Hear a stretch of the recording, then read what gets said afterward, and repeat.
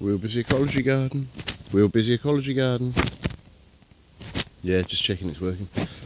At the end of the Bulldozer area on the 8th of June 2014. It's all been bulldozed through Leopard Lodge. And I'll just take you on a walk back to the lane. And actually it's made my life easier to do this ecology garden, because I can get right through. And actually very little stuff has been, very little of my plants that I've put in have been bulldozed. And if they have, the roots are still in the ground, they can regrow. So it's mainly because the electricity board have been putting in these new pylons to replace the old ones, so they needed to gain access.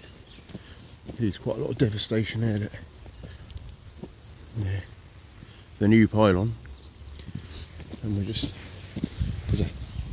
there's a hawthorn that's been knocked right over, which is a bit wrong. And here we are, out onto the lane.